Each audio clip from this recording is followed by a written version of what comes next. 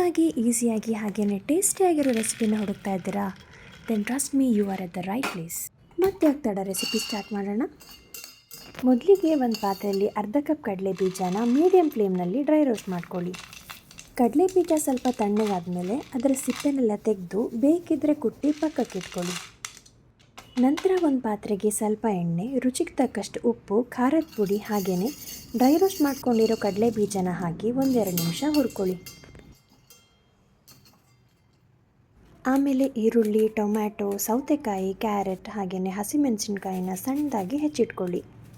ನಂತರ ಒಂದು ಬೌಲ್ಗೆ ಸಣ್ಣದಾಗಿ ಹೆಚ್ಚಿರೋ ಈರುಳ್ಳಿ, ಟೊಮ್ಯಾಟೊ, ಸೌತೆಕಾಯಿ, ಕ್ಯಾರೆಟ್, ಹಸಿಮೆಣಸಿನ್ಕಾಯಿ, ಸ್ವಲ್ಪ ಕೊತ್ತಂಬರಿ ಸೊಪ್ಪು ಹಾಗೆಯೇ ಹುರಿದಿರೋ ಕಡಲೆ ಬೀಜನ ಹಾಕಿ ಚೆನ್ನಾಗಿ ಮಿಕ್ಸ್ ಮಾಡ್ಕೊಳ್ಳಿ. ಕಡಲೆ ಬೀಜನ ಹುರ್ಕೋಬೇಕಾದ್ರೆ ಉಪ್ಪು ಹಾಕಿರೋದ್ರಿಂದ ನೋಡಿಕೊಂಡು ಉಪ್ಪು ಬೇಕಾದರೆ ಮಾತ್ರ ಹಾಕ್ಕೊಳ್ಳಿ. ಇದನ್ನು ಒಂದು ಪ್ಲೇಟಿಗೆ ಹಾಕ್ಕೊಂಡು ಸ್ವಲ್ಪ ನಿಂಬೆಹಣ್ಣು ರಸ ಹಾಗೆಯೇ ಕೊತ್ತಂಬರಿ ಸೊಪ್ಪಿಂದ ಗಾರ್ನಿಷ್ ಮಾಡಿದ್ರೆ ಸಖತ್ ಟೇಸ್ಟಿಯಾಗಿರೋ ಪೀನಟ್ ಮಸಾಲ ರೆಡಿ.